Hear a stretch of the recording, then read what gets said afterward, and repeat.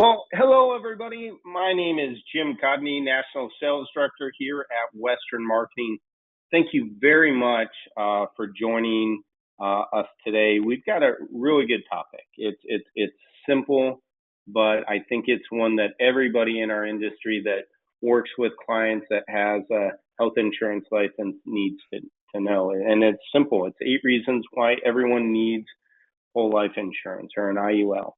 So we'll talk about that today. But before we get into that and I introduce our special guests, just a little housekeeping. First of all, again, thank you for joining us. Thank you for trusting Western Marketing as your upline or FMO or considering us to work with us. We work hard and we hope we earn your trust and everything by how we work for you. Secondly, we are doing this webinar for you. So if you have a question, please ask. The old adage is there's no dumb questions. I believe that especially as some of us are learning about new products, right?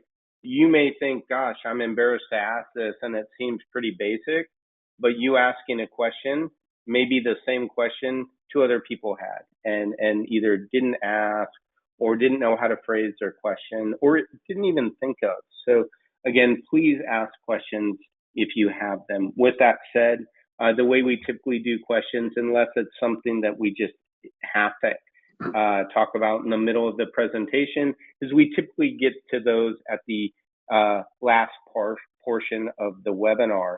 If you ask a question and we don't talk about it live on the webinar, it's not because it didn't make sense or was stupid. It's because it's probably a more individualized question, sometimes about the specific case you may be working on. And that may be something that like Brad and I or Brad, Sean and I discuss offline, and then we'll get back to you on. So again, if you ask something that's not answered right now in the webinar, don't think you're being ignored.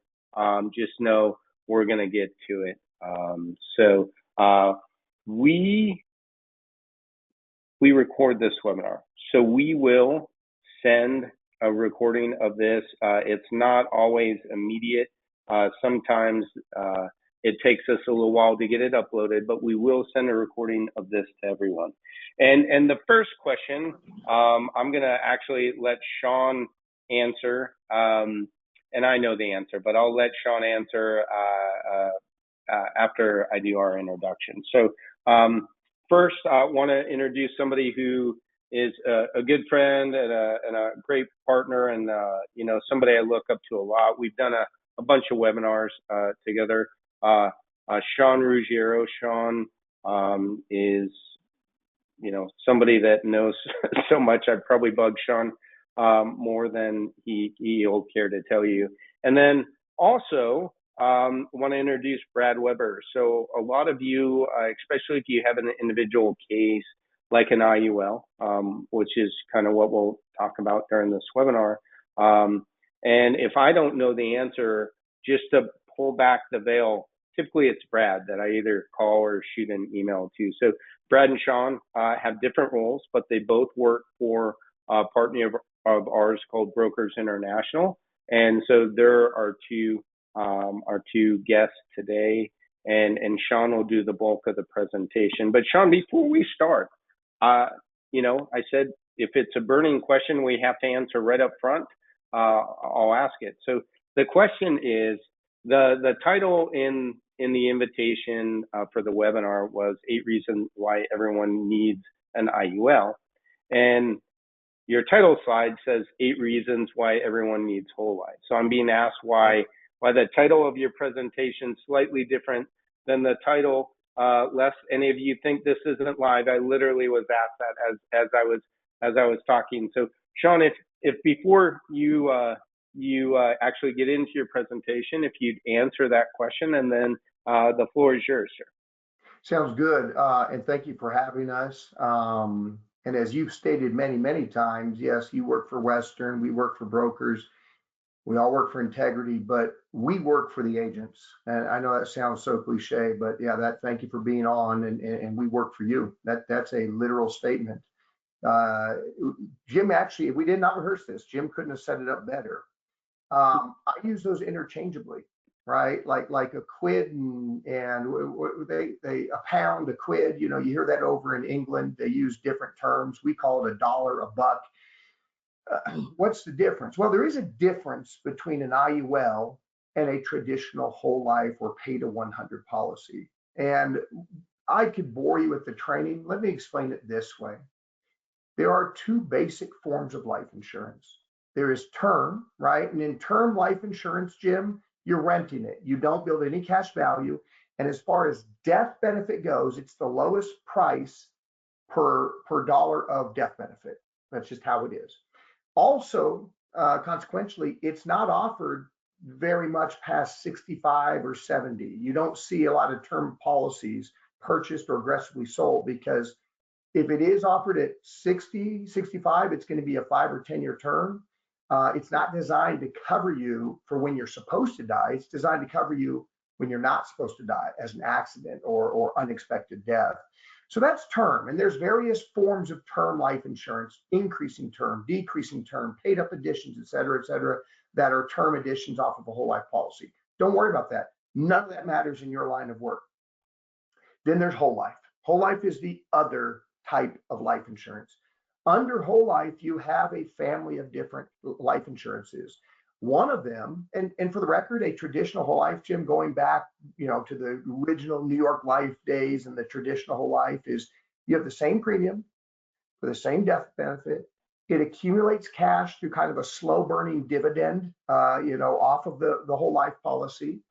And if you reach age 100, you're done paying into it. So if it was a $100,000 death benefit and you were going to pay $60,000 from age 40 to age 100, then that would be your premium. It wouldn't go up, it wouldn't go down, and it was all guaranteed to pay out and to accumulate a certain amount of cash. And at the end of all of that, everything you're done paying if you live to 100, and it's $100,000. Most of us are going to die in our 80s, maybe late 70s, maybe early 90s, and the $100,000 death benefit would be paid as long as the premiums have been paid.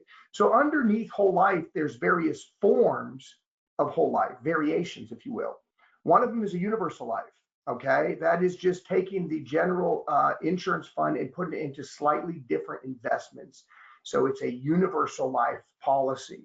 Another one is a variable universal life. Right now, just like a variable annuity, they're taking it and they're putting it into sub-accounts that are exposed to the market. There are investments in the market, and they can go up or down, as you know, Jim. And then there is indexed universal life. Now, indexed is, and I'm just going to hit it right away. This is perfect timing. Indexed universal life, if you believe one thing, and I'm going to tell you what that is a more intelligent form of whole life. And so I'm going to ask you, Jim, as Jim Codney, not as a client or anything like that. If you were sitting down with me and I was trying to present you and your wife some options for the family to cover you, and I said, hey, do you believe that the U.S. stock market is going to go down every month, every year for the rest of your life? No. I don't either. That's not hyperbole. I don't want to overuse that word, but that's real. Do you believe it will probably do what it has done, go up 3 out of every 4 years, Jim? Yeah, something like that, sure. Something like that. And maybe worst case, we hit some sort of really bad future where it's going up and down equally and it really doesn't make gains. Would you agree? I mean, that would be kind of worst case scenario, catastrophic performance of the stock market over the next 3 or 4 decades of your life, Jim.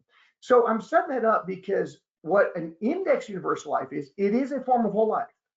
And the benefits I'm showing you, many of them are in traditional whole life. There are times, Lafayette is a great whole life company. I don't know if you know who they are, Jim, but Lafayette has some great whole life products that, people use it for infinite banking, people like that reliable, predictable dividend versus the volatility of an index universal life.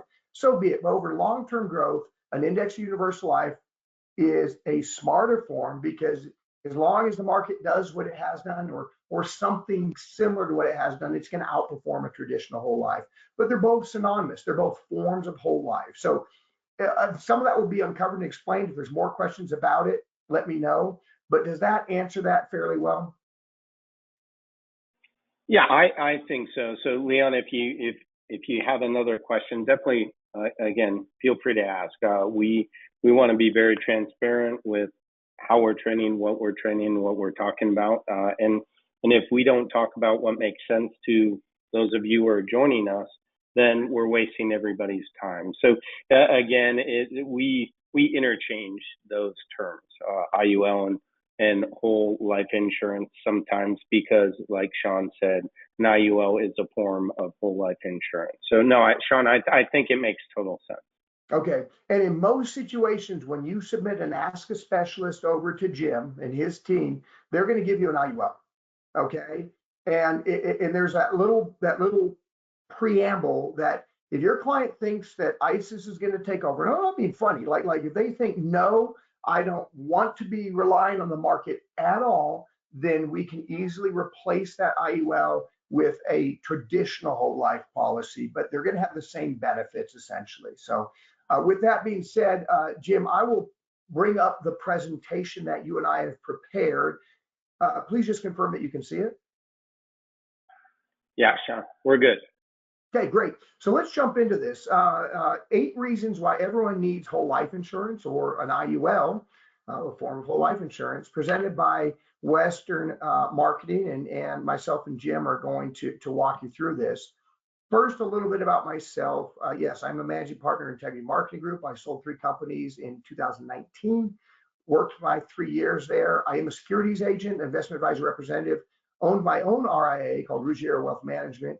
I'm the founder of SafeMoneySmart.org, a nonprofit dedicated to helping for free educate the public on alternatives to risk in retirement. I am the author of the book, 7 Benefits of FIAs for Retirement, and I am currently serving as the Chief Sales Officer for Brokers International out of Des Moines, Iowa. Important notice, and you see this every single week, right? Myself, Integrity Marketing Group, Western, all the affiliates do not provide tax, legal, or accounting advice. This material has been prepared for informational purposes only and is not intended to provide and should not be relied on for tax, legal, or accounting advice. You should consult your own tax, legal, or accounting advisors before engaging in any transaction. Now, Jim, one of the reasons I do this, and I got to be careful. I mean, I am. Brad would probably laugh because I'm not a very good corporate person. Like, I know how to sell. We were in a sales meeting. It's like, how many people done sales, right? You know, a lot of people hadn't, and they're very valuable. You know, broker sits on top there and helps agencies and needs a lot of skill sets to function and do well. But I'm a salesperson, and I'm a compliant salesperson. I have 6 designations. I have a fiduciary responsibility, a legal responsibility at the state and federal level to do what's best for my client's interest. And I've taught this for 21 years. So I feel very comfortable what I'm saying, but I still, at the core, want to help you imbue you with what messaging and what lessons and stories we need to show to have your clients understand why they are looking for that product and why it can help them, and do it in a compliant and confident way. So the reason I did this is technically a presentation that you could give to a client if you wanted to do so. That being said, consult compliance and all that stuff, because I'm sure there's something in here that wouldn't pass the mustard. But if you're out there, the servant's heart, and you're doing the best you can to understand and explain the shortcomings of everything and not oversell or embellish, you're going to be fine. Take care of those clients and be okay. So let's start off with this right away. Whole life insurance, including index universal life, is a financial asset, not an investment. Jim and I had this conversation prior to kicking off the webinar today. I believe there is an epidemic. I believe that index universal life is being oversold and misrepresented. What do I mean by that? Well, I believe that there are people who are younger who an IUL could be a great supplemental tool for their retirement. It can provide tax-free income in the form of policy loans. I believe it is being oversold to younger people, and they are, as a result, cashing out qualified plans like 401ks, 403bs, cashing out, taking big tax hits and putting it into something that actually has a bit of drag because you have to pay for the cost of the life insurance. It's not just an investment. Not every dollar you put in a whole life and not every dollar you put in an IUL is a dollar that's going to be invested. Whereas in a 401k, with less a small fee, right, for it being managed, when I say small, extremely small compared to the cost of insurance and policy fees inside of a life insurance policy. In excluding that small fee, essentially every dollar gets invested when you're in a qualified plan. So they really shouldn't be compared to each other. It's not an alternative. And then for older people, people who are 55 or older, people who are 50 or older, I think IULs are being misrepresented as this wonderful tax-free tool that can save your retirement. Well, we can't defy physics or math. I think everyone would agree. And so you can't have someone with a reasonable premium once they're 65 years old and their cost of insurance is elevated. They're not going to pump money into an IUL for 5 years and then turn around and take out a meaningful amount of tax-free cash. Okay? So it starts with this understanding. Explain this to your clients. Hey, Jim, if I was sitting with you, I would say, Jim, first and foremost, you might see a lot. There's books out there. There's TikTok videos. There's stuff all over the internet about IULs and how they're the cat's meow and they are better than a 401k. That's hogwash. They're apples and oranges. Jim, an IUL should be considered a financial asset, not an investment, right? A 401k is an investment. Purchasing Tesla stock is an investment. Technically, your house is an investment, a necessity, but it's an investment. See, whole life insurance is not an investment. One, on a positive note, because it can have guarantees. We can give you guaranteed death benefits. Mutual of Omaha's IUL Express, right? Brad could talk about that. We have another Brad from Mutual of Omaha that will be meeting with you all and doing a presentation. Phenomenal product, the IUL Express from Mutual of Omaha. It can have guaranteed premiums. Now, hey, if you pay this guaranteed premium, the death benefit won't go up or down, or the policy won't default, and even guaranteed cash value. So you can solve these in different ways. Whole life insurance also passes to your loved ones tax-free. So any death benefit that you have on a whole life or an IUL, or same thing, passes tax-free. And it can, notice the italicized, it can provide access to cash tax-free. Now with this group, Jim, we're dealing with a lot of older people. Yes, you might absolutely run into some 20-year-olds and 30-year-olds who want to start an IUL and build up a huge amount of tax-free cash that they could use for retirement. Phenomenal. Submit that over to Jim and his team, and they'll show you the right product for that, right? You're going to probably be looking at an F&G Path Center, maybe a National Life Group product, or maybe even a Nationwide, or who knows, right? Depends on the state, depends on the client. But what we're talking about is many of you are going to be sitting down with 65-year-olds or older. Tax-free cash is still a benefit, but we're not going to be touting it as you can put money in here and then retire tax-free. It's not true, right? It's not going to happen. So whole life insurance does pass to your loved ones tax-free, huge benefit, and can provide access to cash tax-free. So an IUL or whole life policy should be considered an alternative to other conservative financial assets like CDs or bonds. That's what we should kind of compare it to. And then whole life insurance can provide benefits that help offset healthcare and long-term care costs. Now, do you see what I have in parentheses here? Life insurance is not long-term care insurance. I'll say it one more time. Life insurance is not long-term care insurance. But as you see us dive into this here, you're going to see how the benefits, the living benefits that are provided, can be a great alternative to those that do not have long-term care insurance. And that headcount is many. Tons of people out there that don't have long-term care insurance. So I want to talk about something that I've learned. It's in like the CFP exam, in the RICP exam, and something that I teach quite a bit with some alterations to it and some perspectives on it. Something called building a proper financial pyramid. You don't have to be a financial advisor. You don't have to have a securities license to say, hey, have you ever looked up proper financial pyramid? Not pyramid scheme, Mrs. Smith, right? But financial pyramid. How do you build a proper financial pyramid? You're going to get some iteration of this. At the bottom, we have protection, right? Now, protection when we're young is in the form of life insurance, and that might continue throughout our entire lifetime. Protection as we get older, when we have less human capital, remember us discussing that, and more financial capital, protection could be home insurance to cover our assets or our rental properties. It could be a fixed index annuity or a fixed annuity to protect our money so it doesn't go down. It also can include savings, right? Or excuse me. So then up that we need 6 months of savings. We've got to have some savings, and then we have our growth. And if these were to scale, the protection one's probably really thin and wide because life insurance doesn't take much money. All right. The savings is probably thin because 6 months isn't a huge part of our overall net worth, or maybe you want a year's worth of savings, but you should have some liquid savings. Then the growth tends to be the biggest one. And what's in that yellow section, the growth section? That's your 401ks. That's your dollar cost averaging accounts. That's your put it away for retirement, the $500 every month or whatever it might be. Then what do we see as it gets thinner? We see risk and we see speculation. So risk, think of single stocks.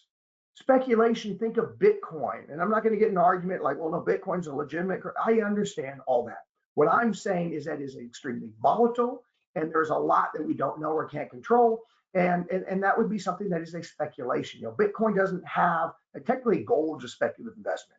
Gold doesn't own any patents. Gold doesn't have any IP. Gold doesn't have any payroll. Gold doesn't produce any GDP. Gold is worth what people will pay for it. And I always laugh, Jim, because people say, hey, I should invest in gold because right now it's worth this. And if we go into a civil war, it's going to be worth that. I say, well, hold on.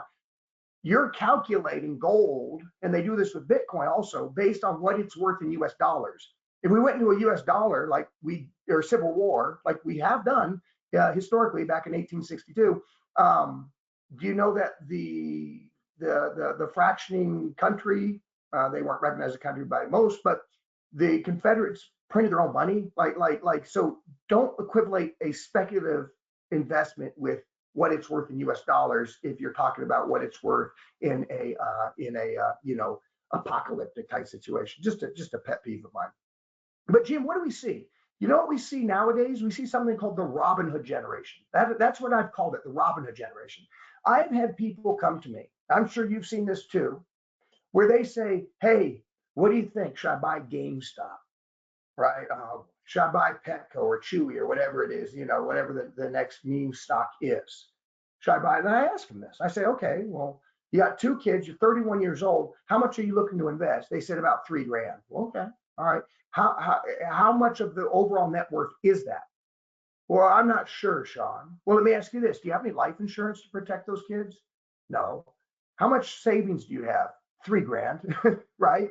Are you participating in your 401k, or have you opened up a Roth IRA and funded that and maxed that out at the $7,000 a year? No. Do you see what I'm saying? So they have an inverted pyramid. That's called the Robin Hood generation. I mean, by the Robin Hood app, right? Nothing wrong with that company. That's great. You're getting more people active. But what is their motivation? We have so many people out there, and it doesn't matter if they're in their 20s or in their 60s. They have an improper financial pyramid. And so we can educate them on this. You don't have to have a securities license to say, hey, this is what many experts agree is the proper financial pyramid that you should have. What do you look like? What does yours look like compared to this? But here's the cool thing about an IUL, right? And really any whole life, but especially an IUL. The bottom 3 segments can be satisfied, not exclusively, please understand, but you are taking the box on all 3 of those segments. You have a product that is going to protect. It's going to have a tax-free death benefit. You have a product that is going to be accumulating savings, and you have a product that is going to grow tax-deferred and can be used tax-free if done properly. So hopefully that makes sense, and it gives you a higher idea on why we want to do this. But now let's get into this. Now I'm going to go through as rapidly as possible. This is a slightly longer presentation, but it's important. And then put your questions in the Q&A or in the comments, and we'll come back and answer them at the end. But number 1, the most obvious one, to insure your human capital, right? What do life insurance agents do, Jim? They sell life insurance, right? Well, IUL's whole life is a form of life insurance. Who will take care of your family when you're gone? Protect your human capital with life insurance. You all have seen me talk about this before. This slide is on so many of my presentations because it's important. And I talked to you about what does an English teacher do? What does a 6th grade English teacher do? My cousin's married a 6th grade English teacher. I just got to meet her for the first time this last weekend. What does a diesel mechanic do, right? We can define those. But what does an insurance agent do? See, we do protect human capital with life insurance, but we also protect financial capital with Medicare supplement plans, Medicare Advantage plans, with annuities. See, some of you are on the right side. You're working in Medicare, but you're not utilizing your life insurance license to protect human capital. Well, that's what it's all about. And at the very top, the easiest to understand benefit is you will be able to protect someone's human capital with a life insurance policy. And yes, a whole life insurance policy, a IUL is a life insurance policy first and foremost.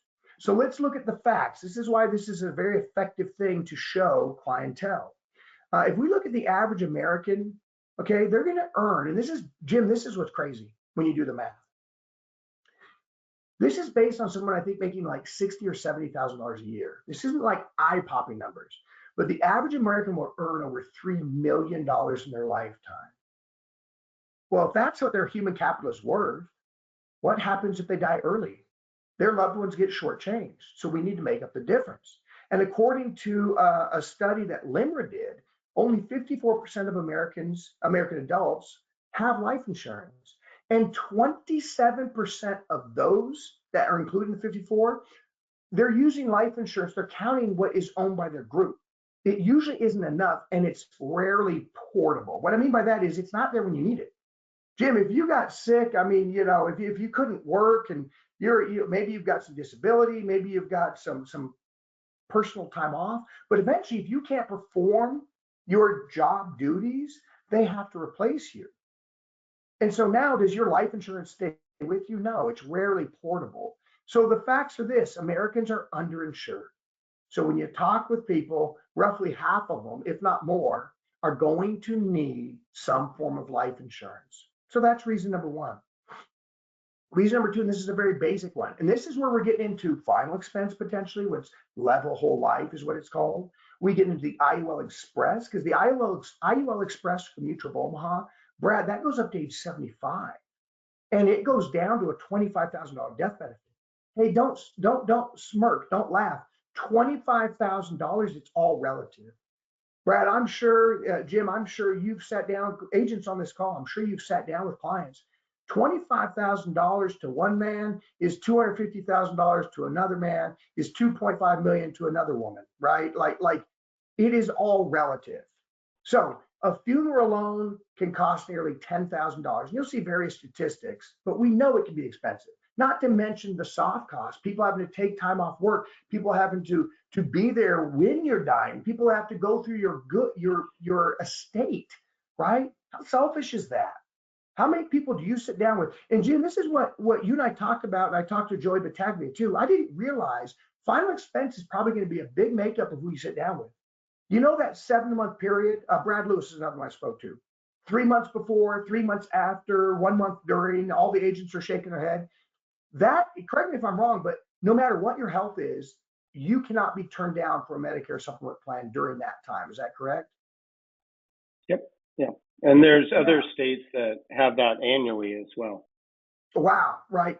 And so you're talking about someone who probably isn't going to get approved for a 500,000 or couldn't afford $1 million policy. Yeah, that'd be great.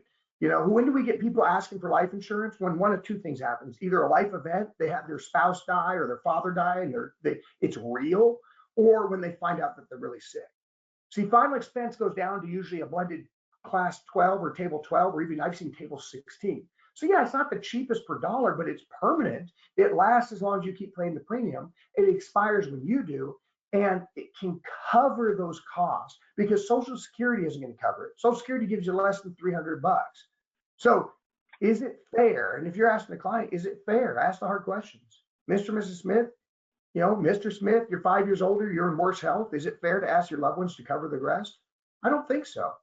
Now I'm going to ask you a question. So, you know, pop it in the comments or whatever.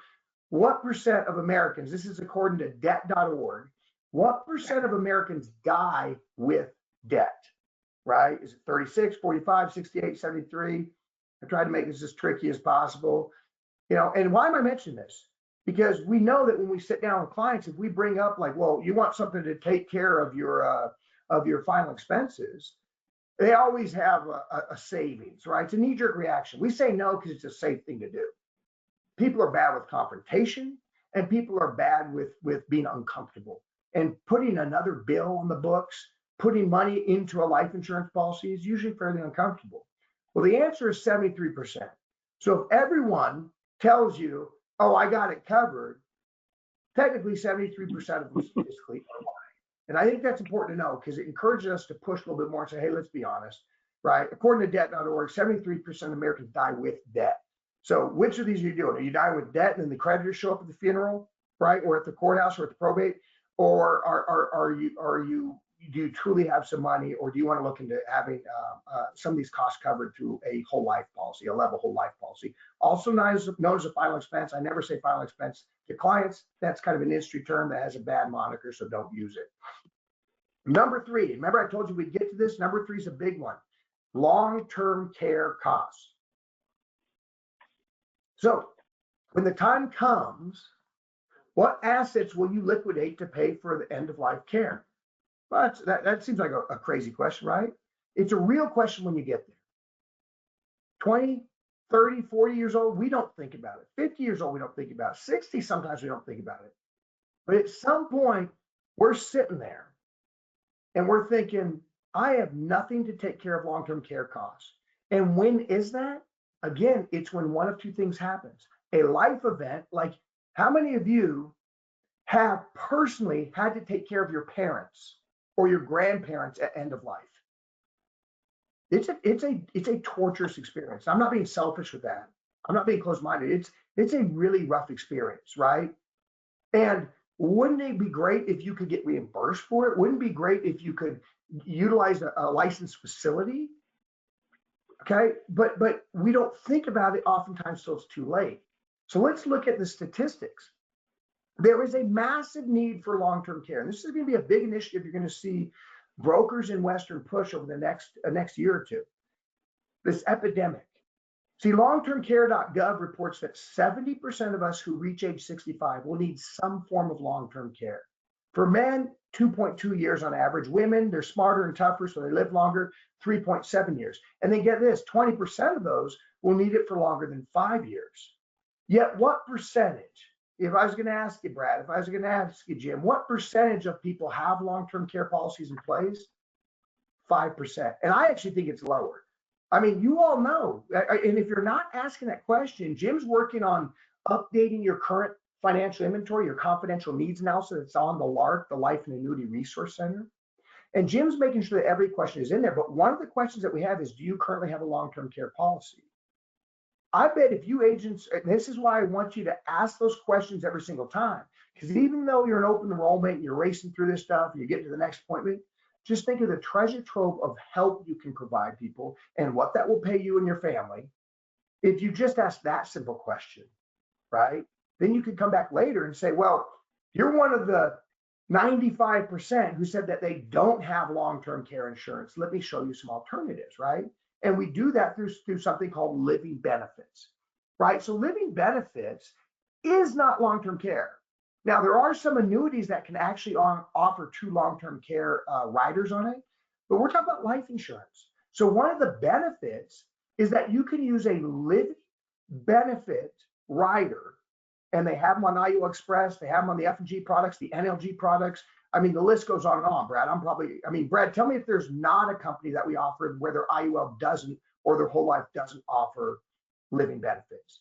And it's different because it doesn't have the same tax ramifications, but in some ways it's better, some ways, because you basically, if you can't perform 2 of 6 activities of daily living, like eating, dressing, bathing, going to the bathroom, etc., then you submit to the insurance company and they're going to cut to you a check from your death benefit, and it's going to have some interest calculations, right? Because they're having to give up that money earlier than expected, but they're going to send that check to you to help offset those healthcare costs. That is fantastic because it makes sure you don't disrupt the rest of your retirement. Now, here's something that I've had happen a couple times, Jim, and I want to share with everyone. What if you're sitting down with someone? We just established, hey, only 5% of people have it, 70% are going to need it. How can we help you? Let's look at an alternative. Let's look at putting an annuity in place. Or if you don't have annuity funds, let's look at putting a life insurance policy, an IUL in place, because it has living benefits that we can use, right? What if you have that person, right? That girl or that guy who says, I don't need it. I got plenty of assets. I'm self-insured. And this is a slide that represents a conversation I actually had with a client once, right? And so I said, okay, respectfully, and let's say his name was Jim. His name was not Jim, but if I said, Jim, respectfully, can we go through those assets real quick? I said, and understand I was a securities agent, so I had a pretty good detail of what he had because I managed his stuff. But I said, you got those Amazon shares. You got those Amazon shares. You're very proud because you bought those way back in like 2002 or 2001. Are you going to sell those? He said, of course not. I mean, I would ruin the step up in basis. I said, absolutely. I said, I would strongly advise you don't step up. If you don't know what step up in basis is, write it down, look it up. It's one of the few IRS benefits that allow a break for when someone dies. Their new cost basis is what the price is when they inherit it, as long as it's done when they die. Okay, so no, I'm not touching the Amazon shares. That would be a poor financial move. What about the Stingray Corvette? No, I can't do that. I can't do the Stingray Corvette. My daughter loves that car. She's getting the Corvette. What about the condo? You have a paid off condo in Miami. No, my wife might actually use the condo and then sell the house. So I can't take that away from her. She might downsize and stay in the condo full time. What about the boat? Couldn't do that.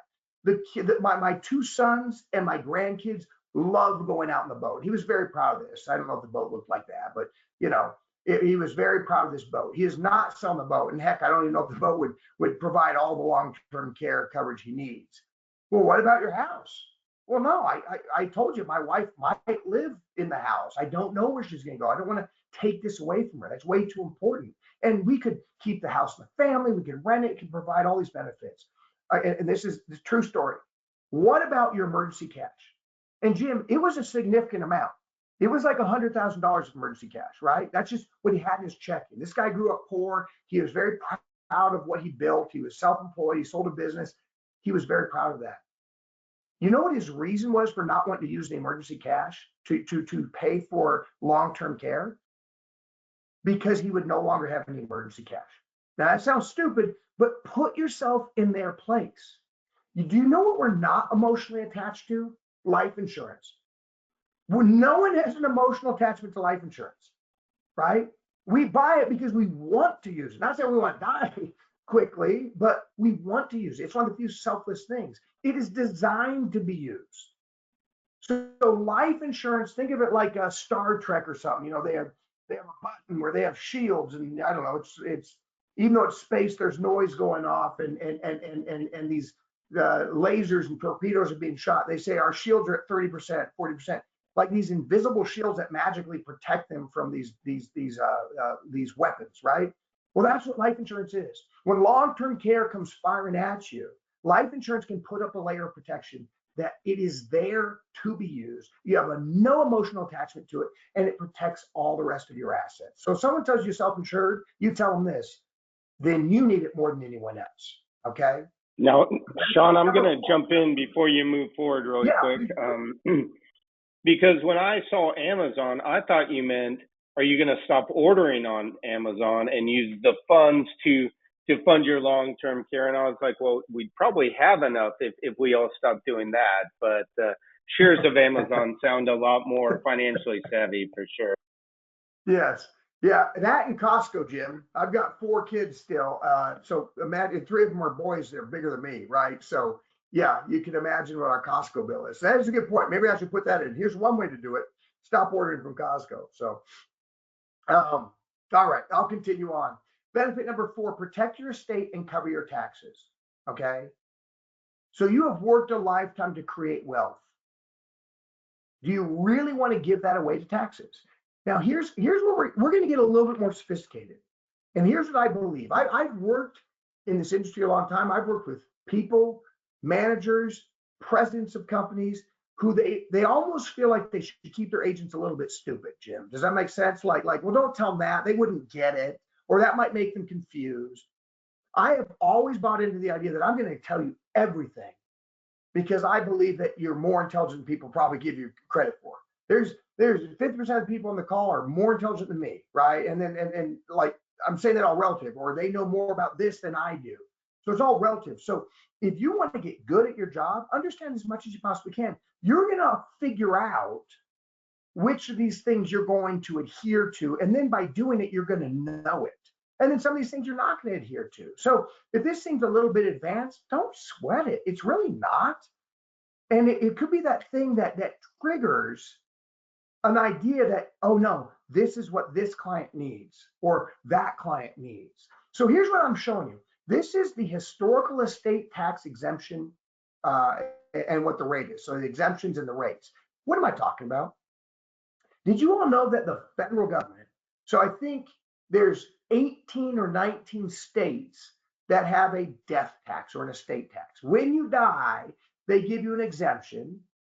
Like New Jersey's the lowest. It was something, this is maybe a year or two old, but it's like $975,000.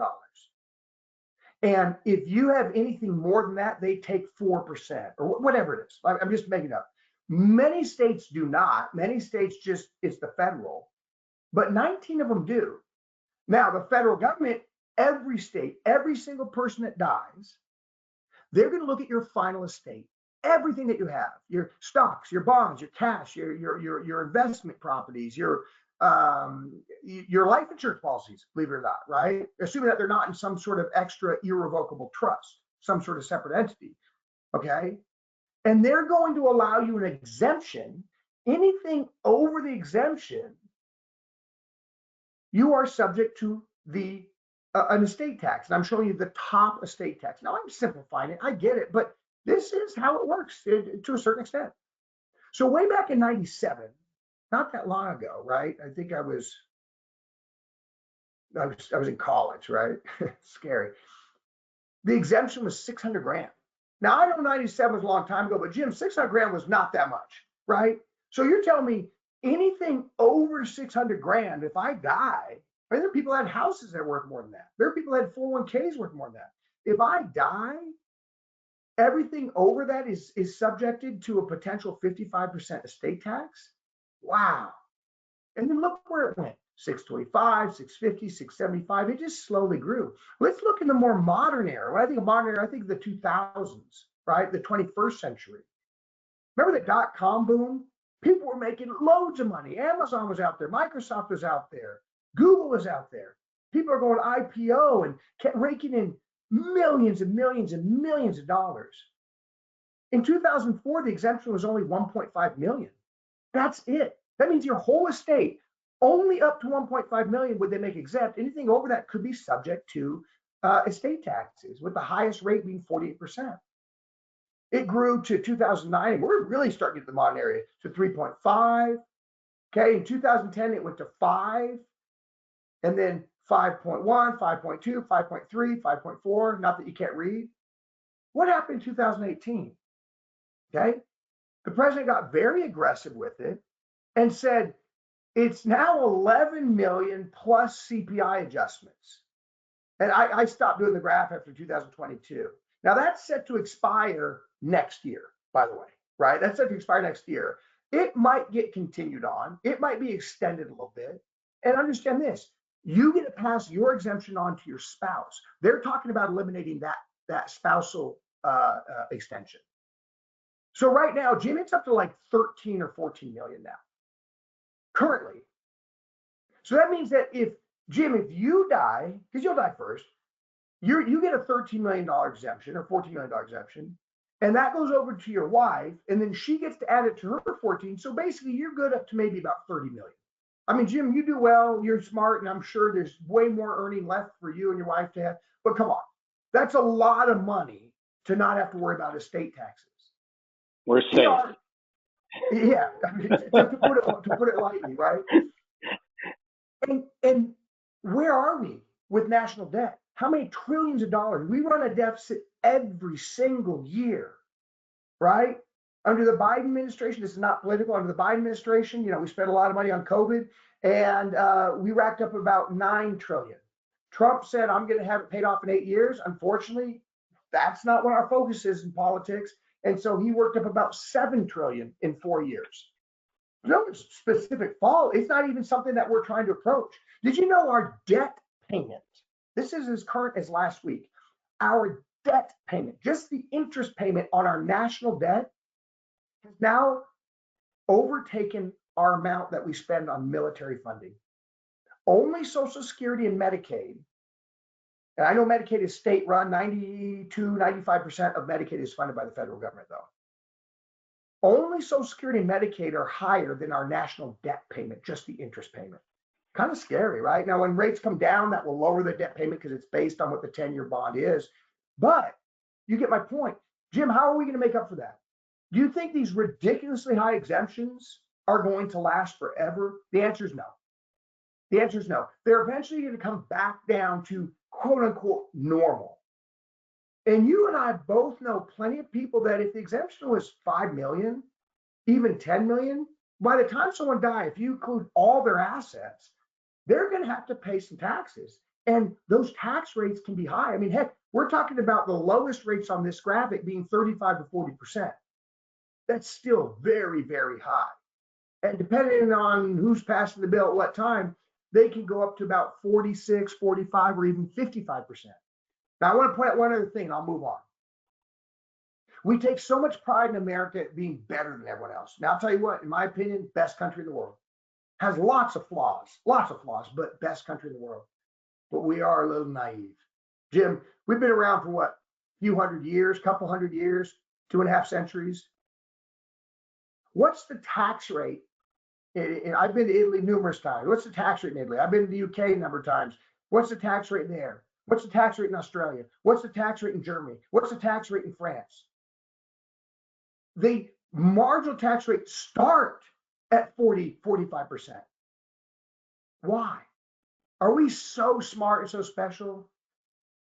I'd like to believe that's true, but the reality is we're probably, unless we start getting rid of all welfare programs, I mean, welfare is a generic term, stop military funding, it's not going to happen because we want to be able to help people, but at the same time, we're trying to promote commerce. So how do they make up for it, Jim? Taxes. It's going to have to happen. It's going to have to happen eventually. And one of the places they're going to look, they always look at the wealthy, right? They always look at the wealthy. Well, whom would they consider wealthy? Yeah, if someone's dying with $5, $6, $7 million of the state that they didn't spend, let's go ahead and tax it, right? So that long-winded explanation, here's the solution. This is what I call the intelligence of life insurance planning. Let's say you're a state, and you understand what I'm talking about? You're meeting with someone who's 65. Do they plan on dying next year or 2 years? Like, oh, I'm going to make sure I die before the Secure Act goes away, just so I don't get hit with estate taxes. Well, I mean, it might work, but that's a terrible plan.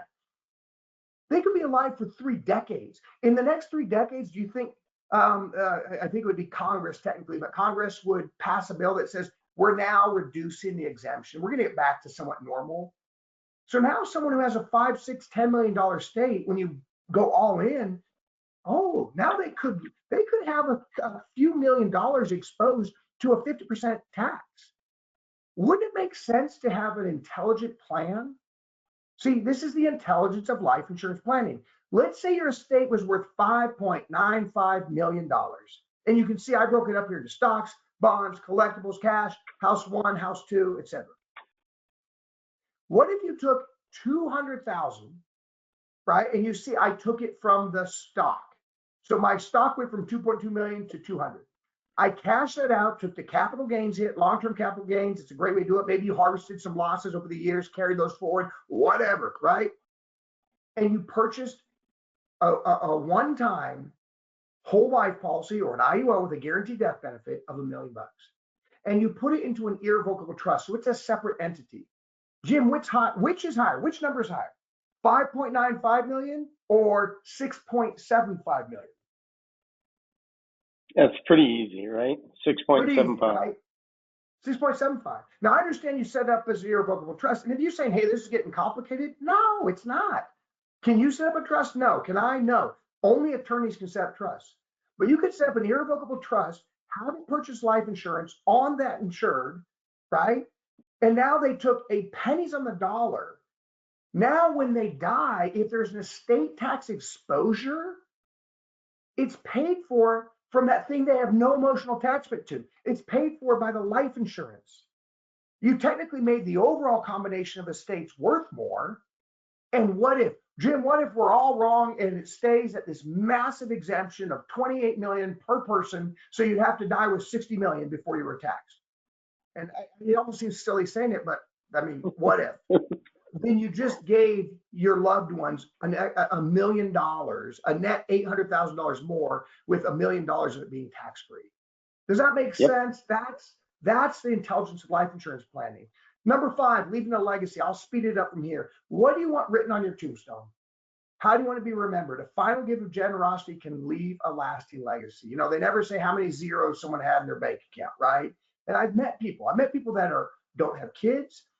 Maybe they're estranged from them. Maybe they feel regretful on how they live their life, but they got some money. Or I see people that are very, very giving, and that's a high priority for them, and everywhere in between. Leaving a legacy is something people think about as they get closer to the end of life. So I want to ask you this. This is a rhetorical question, but what makes a bigger impact? You could give a charity $200 a month. Now, I'm going to tell you something. You could write that off every month. That is one benefit, okay? Or you could give $100,000 as a lump sum. Which of these truly has a bigger impact? Well, the argument even sways more when I start to dissect it more. See, charitable giving doesn't have to be a bad investment. Let's first talk about that. This is a Mutual of Omaha IUL Express. So if I wanted to give $200 a month, that's $2,400 a year. All right. If I died year one, I invested $2,400. I turned around and gave them a tax-free death benefit of $84,000. So that's a 3,400% internal rate of return. Well, hopefully you wouldn't die at 61, but if you did, that's how life insurance works. Let's go with a more realistic idea. You live to age 80. See, if you were giving $200 a month, Jim, and you died at age 80, how much would you have given to that charity over the course of 20 years? 48,000. 48,000 bucks. Great, good for you. But if you put that $48,000 into a life insurance policy, you would give them $84,000, which is more. Now that one is rhetorical. $84,000. It's roughly double. Okay. And if you live to 85, you're still getting a 2.5%, a 2.5 internal rate of return. All right. So it doesn't have to be a bad investment. There's that pennies on the dollar argument. All right. So let's talk about recourse. Here's another thing, Jim, that people don't think about. You know, I live in Idaho, right in the border of Montana. Okay. There's lots of NRA people around here. Again, this isn't political. I'm just telling you. There are people that were devout NRA, that's National Rifle Association members, and then they got really upset because of some of the corruption that took place, right? Well, Jim, if you were giving them $48,000 over 2 decades, can you take it back? Can you write to the NRA and say, again, this is rhetorical, I want that money back because I don't agree with where you're at? And some people feel that way about other charities. You know, I'm not going to name charities. I'm just saying you could feel that way.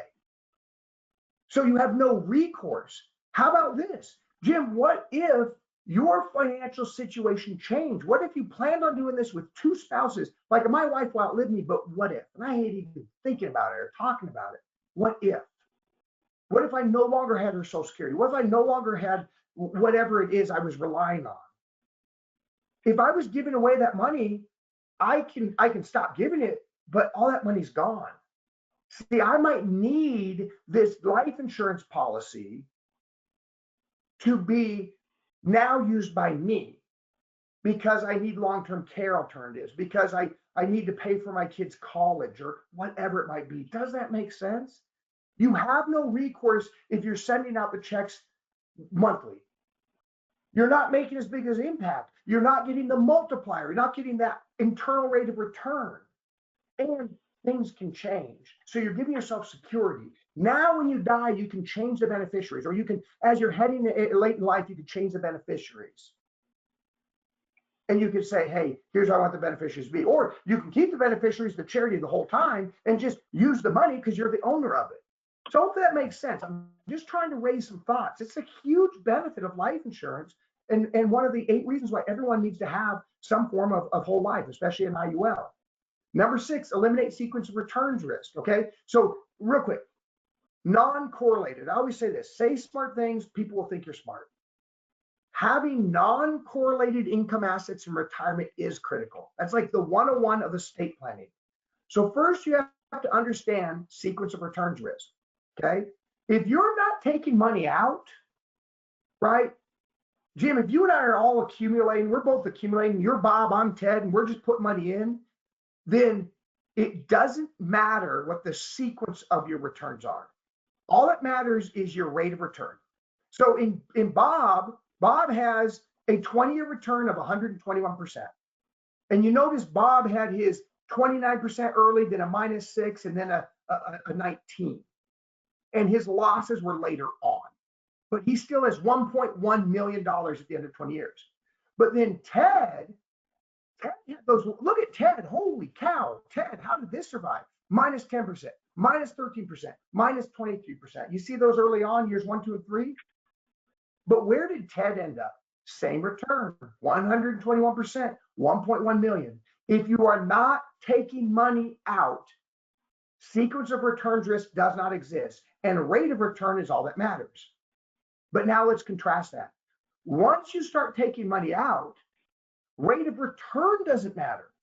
Rate of return doesn't matter. It's the sequence in which those returns happen. So again, Bob had his losses towards the end, -23, -13, -10. Those years 18, 19, and 20, because he's withdrawing $25,000 from his $500,000 account each year.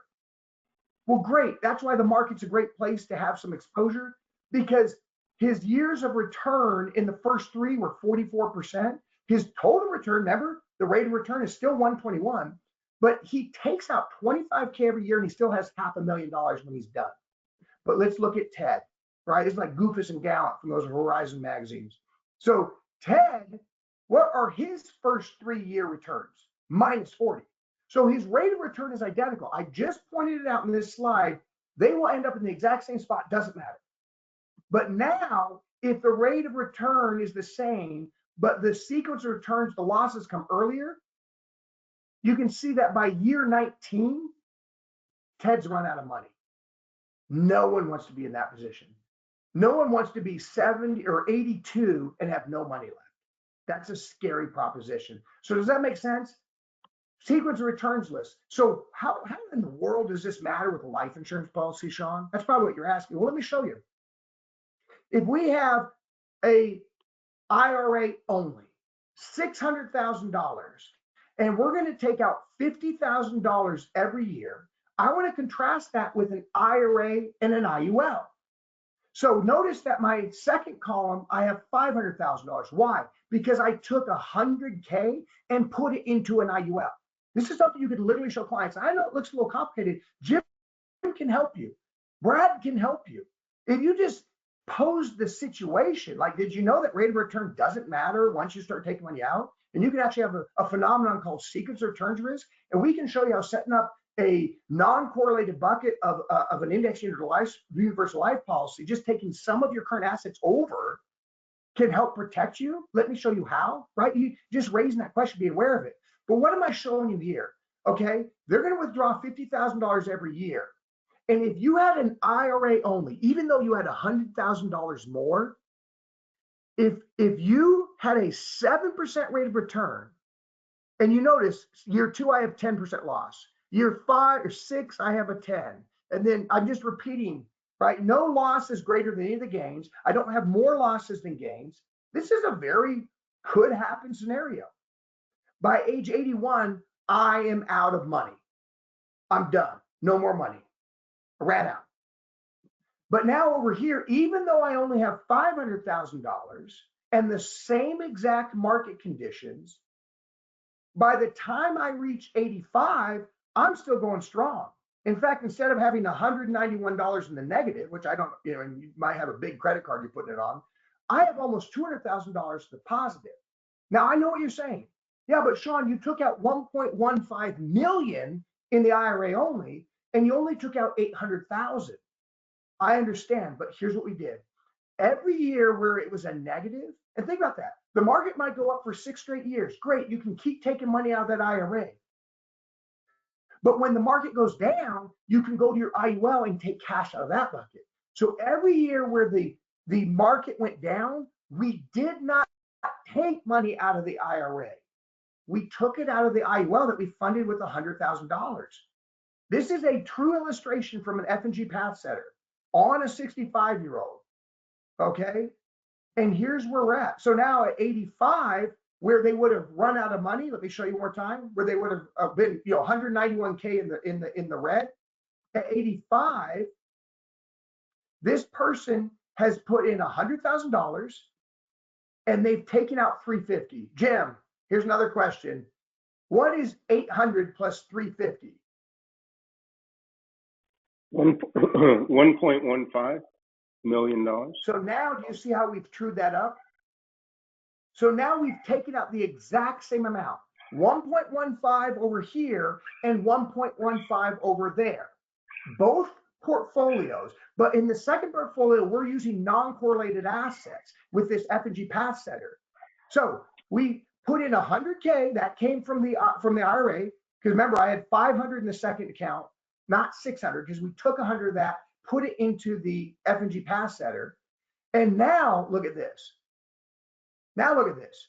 Not only have we taken out $350,000, but what's the cash value? Because we don't have to take out money very often, because I'm a capitalist, I'm a patriot, I believe in the stock market. It goes up.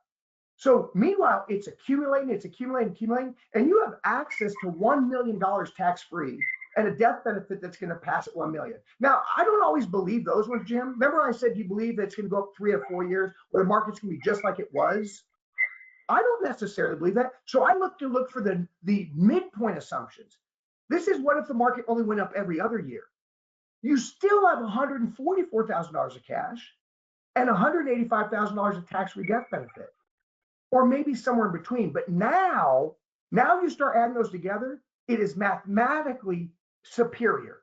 That if you have a 2-bucket approach using non-correlated assets, because an IUL does not dip when the market goes down, it locks in those index gains, you're going to have more longevity and more money at any given time during your retirement.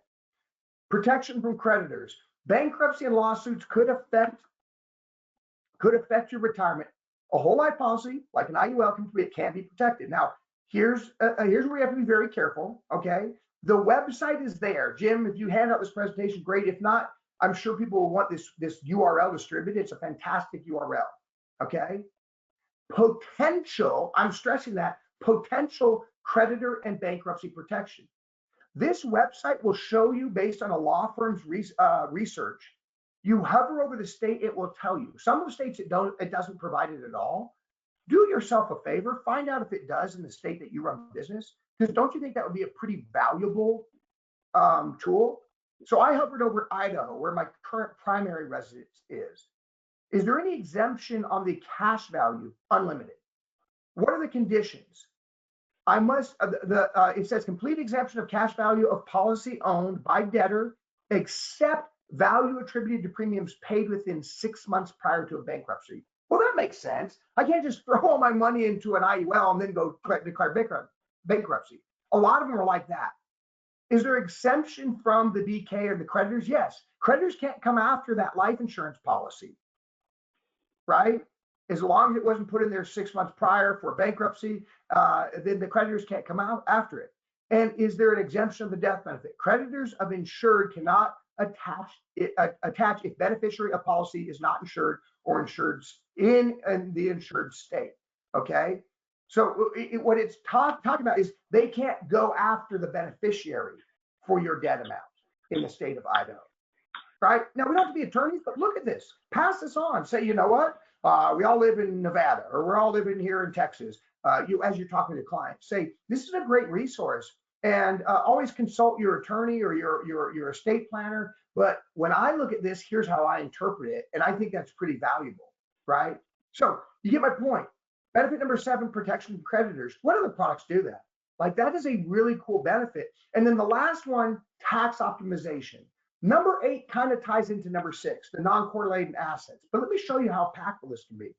See, a small amount of tax-free income goes a long way. Jim, notice I'm not selling you on a TikTok video that you're gonna cash out your 401k, you're gonna put all into an IUL, you're gonna retire tax-free. No, if you have people cash out their 401k and put it in IUL, what will happen is you're gonna go to hell, okay? What we're talking about is reallocating some funds to have that second non-correlating bucket. It can be a very powerful tool. I mean, this should open up for some of you, you're getting it. It should open up a whole world of like, oh my gosh, you make clients that I can present this to, and you're not alone. Jim can help you, Brad can help you. The carriers have advanced market teams. We can walk you through it, right? Not saying it's easy, but the concept is 100% valid. So let's say I lived in the state of Washington. Why Washington? Because it doesn't have any income state tax. State income tax, it's one of 9. I know I put up 4 fingers, but it's one of 9 states that doesn't have state income tax, like Nevada, like Wyoming, like North Dakota, South Dakota, but no one would want to live there, like Texas, like Florida, etc. Right? So if you had $200,000 of taxed income, where would that come from? How about your 401k or your IRA? If you just took out $200,000, Brad, when you retired, you're going to be taxed on all of it. So if under the married status, and I put the actual link to the calculator of where I got this, I'm calculating $41,353 of taxes paid. Now, what if I simply reallocated to where I put 180 out of my 401k, but then 20,000 out of my IUL? I only pay 36,600. See how a 10% reallocation of tax-free income results in an 11% reduction of taxes paid? So the same exact income, but you keep $4,600 more in your pocket. That's real. That's real. That's intelligent. All right. Now the bigger picture, what you do matters. And I'm going to wrap this up with Jim, and then we might have to have some of the questions. I apologize, it went a little long, but I'll wrap this up and we can have the questions over email if not right away. Home ownership. Okay, home ownership. I'm going to say something that I want everybody to truly listen to what I'm saying. Right? We have a push, and I think it is a good thing personally. We have a push to recognize certain things, certain inequalities in our country that we are trying to correct. All right. Now, people will post about it on social media. They'll go to marches and put signs in their lawn, and all that is well and good. That's great. Fine. Good. Awesome. No judgment here or there. It just is what it is. What I'm saying is you as an insurance agent actually have the ability to make a difference. Because you know what it comes down to? 2 things: money and education, money and education, money and education.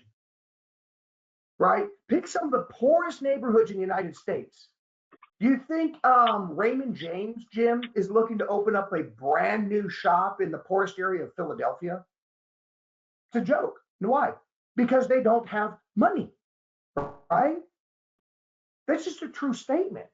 So what can you do to change that? Let's look at home ownership. Home ownership is one of the greatest ways to have the best tax exemptions and carry wealth generationally on to others.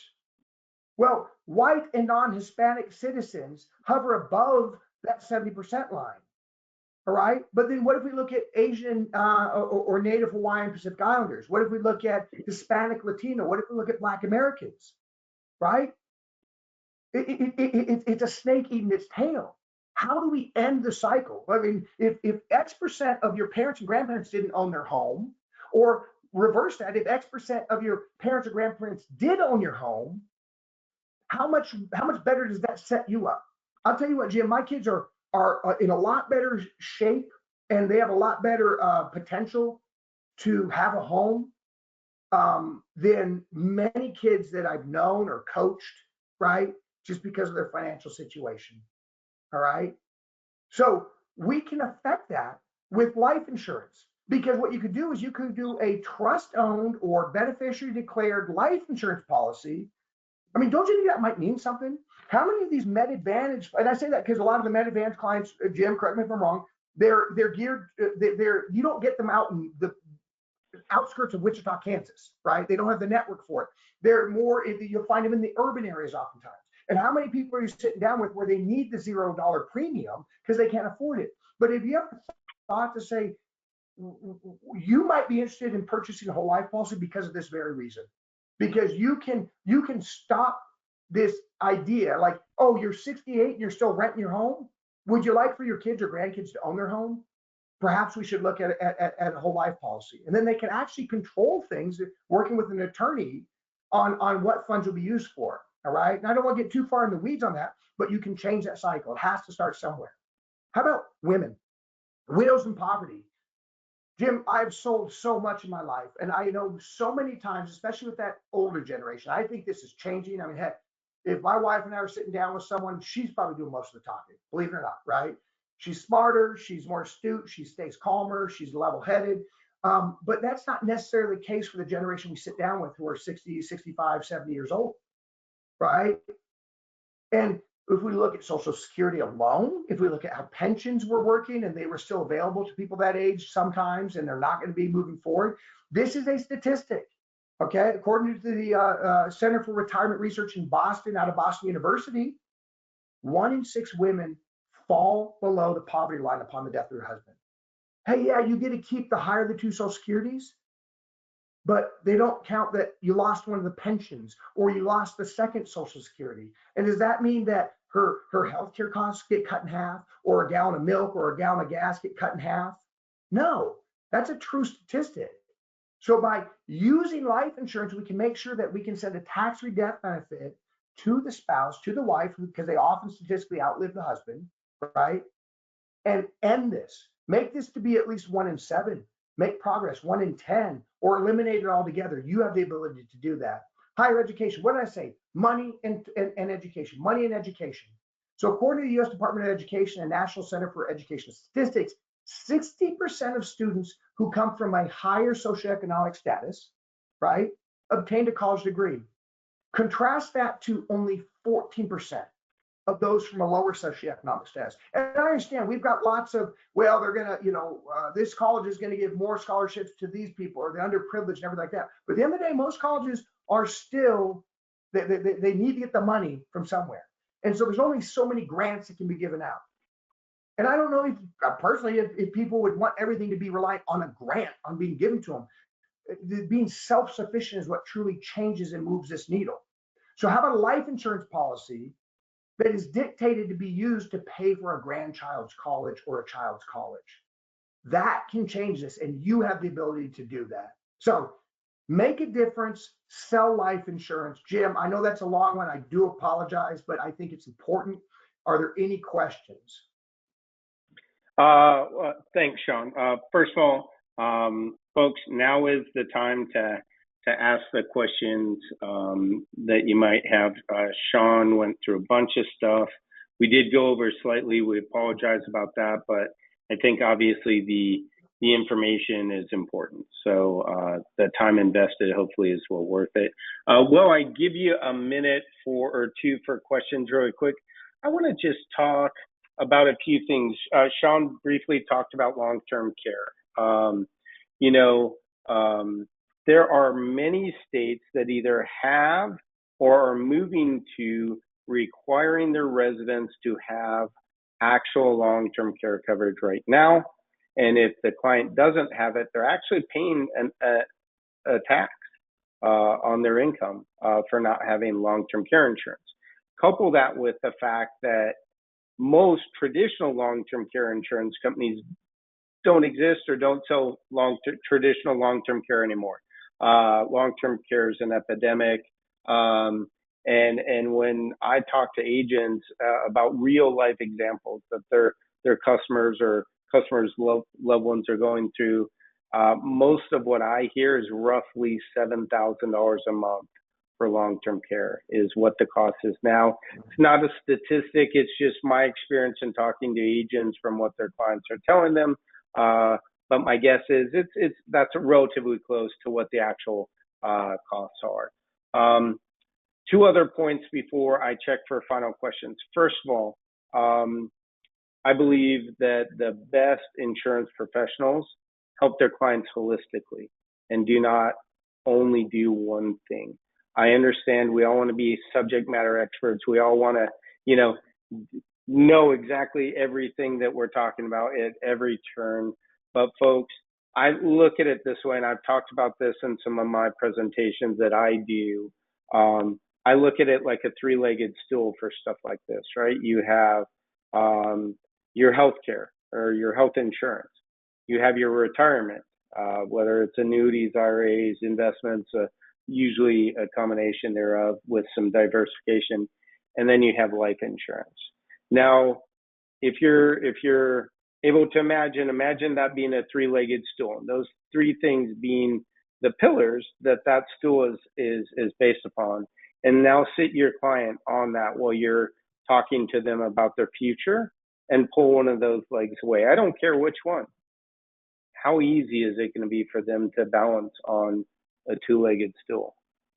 Folks, it's not. So that's what we're here to help.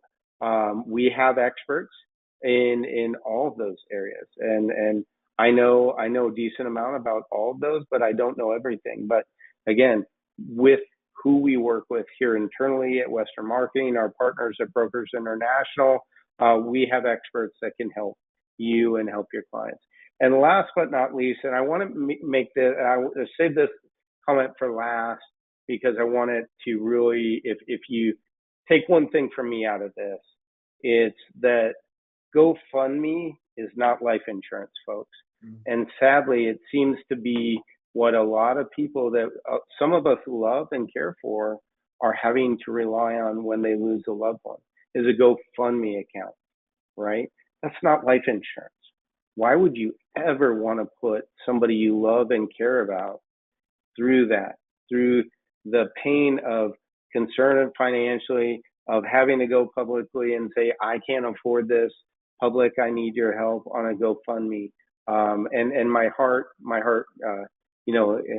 it's sad for those people, but that's the power of what we do as insurance professionals. Education, like Sean said, is a very important part. And so the more people that we can touch and talk to and say, hey, what are you prepared for if, not if, Mr. or Miss Client, when this happens, because we're all going to die, even though it's not a comfortable conversation. And just let them know you've got things that can help them. And I'm a firm believer that some insurance, especially life insurance, is better than none. So whether they can afford $1 million IUL or a $10,000 final expense policy, something is better than nothing. So with that, I'm going to check questions. If you still have questions, please type them in the question box.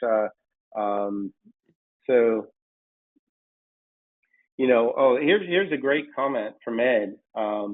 Average funeral costs roughly $10,000, what Sean said. Ed says the GoFundMe average is $1,700, folks. So assuming that's true, Ed, that's a powerful additional information. You can't get much. I mean, every once in a while I do see a sign on the highway that says they'll cremate you for $500, but I wonder if that's a 5 gallons of gas and a fancy lighter, or something. Not to really make a joke, but sometimes I like to make a little light of things that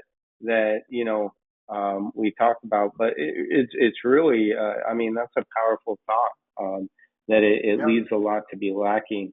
But really at the end of the day, it's all about what we do for our clients and as insurance professionals, and what Sean's team and our team here at Western Marketing can do to support you and your efforts there. Because at the end of the day, what we all really want to do and need to do as insurance professionals is take care of the end client and their loved ones and family.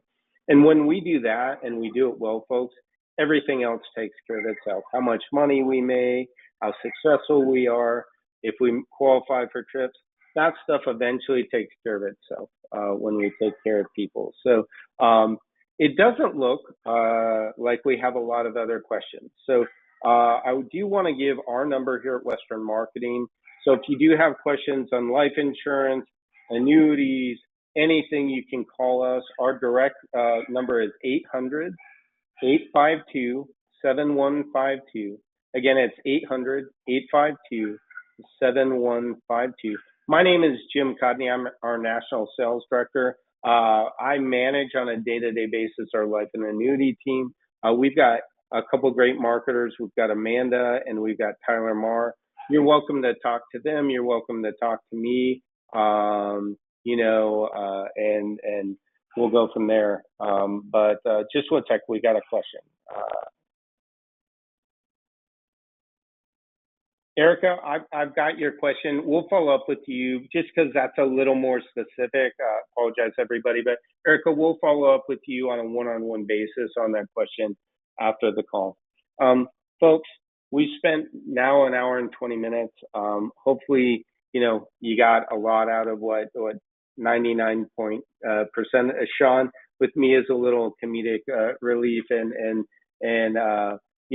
again, thank you all for spending the time. Sean, Brad, thank you very much for your partnership and everything. We really look forward to it. And folks, with that, we're done. Make it a great day. Take care, everyone.